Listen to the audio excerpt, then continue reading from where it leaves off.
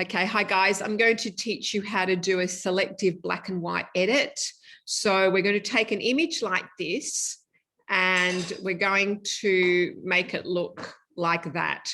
So it's a really good editing technique if you're using really bright colors and you want to make those colors stand out or pop out. Okay, so I'm going to show you how to do that now. So firstly, when we open up Photoshop, we just need to make sure we have certain things on our screen. My tools are missing. So I'm going to go to Window and I'm just going to click on Tools just to make sure that they're there for me. I'm also going to go to Window and I'm also going to check Layers, but also History. History lets me delete any things that I don't like. I can go backwards in history. Okay, so the first thing I'm going to do is I'm going to quickly fix up the levels and the hue saturation. Now, this is a pretty good photo because it was obviously taken by, looks like a professional photographer, but I'm going to show you this anyway because your photos may not be, may need some sort of tweaking. So I'm going to make sure with levels that I have a good range of dark and light tones. So these are my levels here. And I do actually have a good range of tones. I'm going to show you how to do it anyway. So I've clicked Option and the black key, and I can darken some areas if I want. So I've darkened some of the blacks.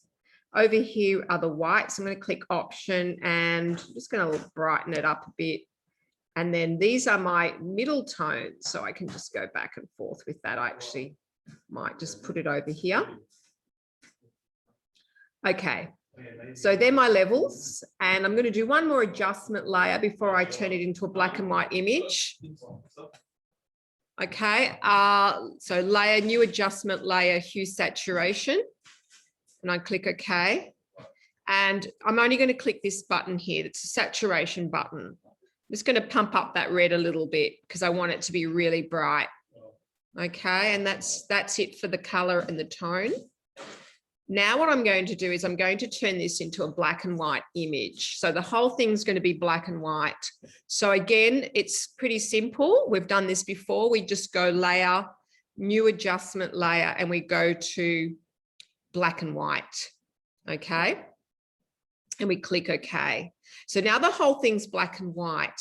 I can put some filters on to change it. I actually like the original one. I'm going to just keep it at that, I think. So, you know, you can try different filters. I'm just going to keep it to the default filter. I think that looks pretty good. Now, how do I get the color back? What I have to do is on this black and white layer here, I can apply a mask. And we've done this before. We did this earlier in one of the first few edits. We just apply a mask which masks the black and white areas. It masks it. It stops it from being black and white. And the mask is down here. Okay, so if you hover over that, it will say Add Vector Mask. Okay, so we click on that. And we now have the brush here and we're ready to basically rub out the areas that we don't want black and white. Before you do that, make sure that this black is at the front, not like that, like this. And I'll tell you why in a second. Now, I'm going to start rubbing out her sunglasses. You can see that the eraser that the paintbrush that I've got is really skinny and tiny.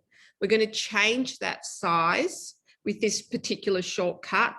It's the curly braces under the delete button. There's some curly braces. You can make it, you know, it's a really easy shortcut. You can make it big and small, okay?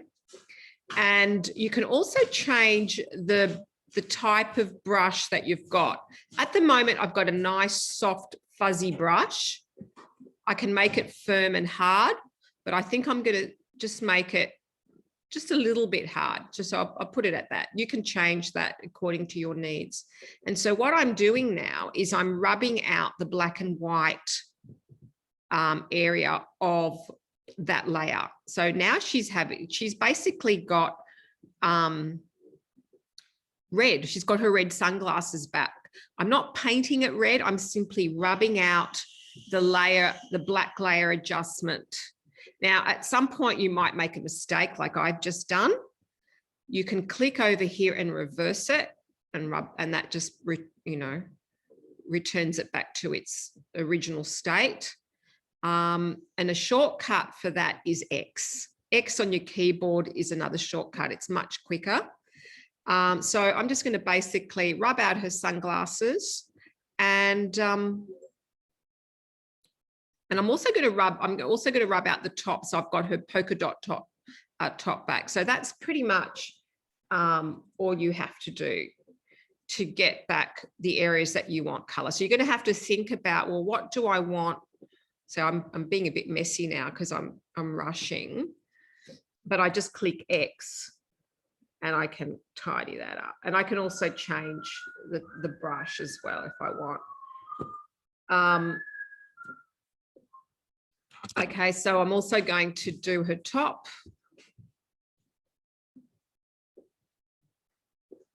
Okay, I'm doing this quite quickly now. I would expect that you'd sit and do it really neatly. Okay, and not rush through it. Okay, so there we go. Yeah, that's about it for now. I'm not going to perfect it. Yeah, that should be fine. So there you go. So this has to be done on a portrait of yourself where you're wearing fairly colorful clothes. And I noticed that a few of you have got the same sunglasses. I kind of like that. I think you should all take some photos with your sunglasses. And maybe think about the reflection that you are going to have in your sunglasses. So I think that would be really quite an interesting theme. So I might get you to do that.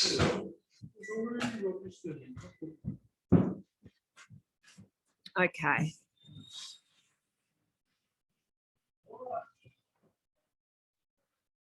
Okay. So there we go.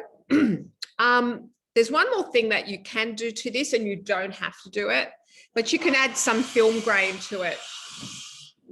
Okay, so what we're going to do is, I'm just going to add a layer. You don't have to do this, but I'm just going to show you how to do it anyway, because you might actually like this effect. We're going to add like a filmy, grainy, gritty layer to it. So I've just added a blank layer here by clicking this plus button, and I'm just going to go edit, fill, and you can pick, you've got all these selections. I'm just going to pick 50% gray.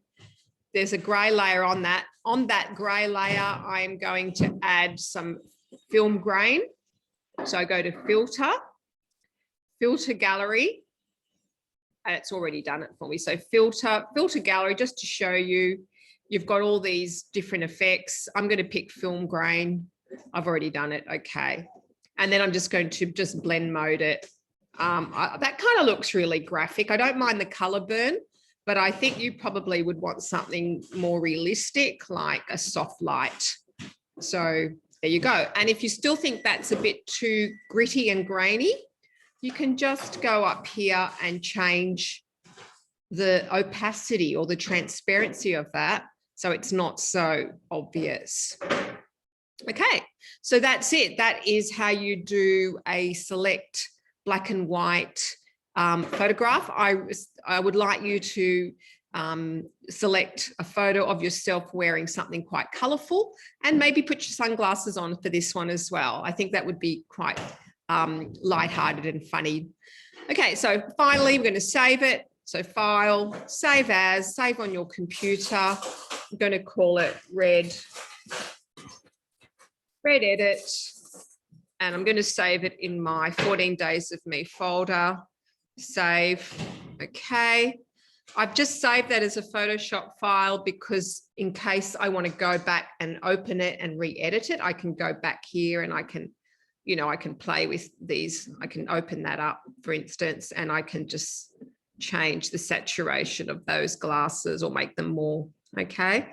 But I also need to save it as a JPEG because that is the only file format that you can put on your Google Slides. So file, save as, JPEG. And that's it. Save. Make sure you save it as a large file and you're all done. So thanks for watching, and I look forward to seeing what you guys come up with. Okay, thanks. Bye.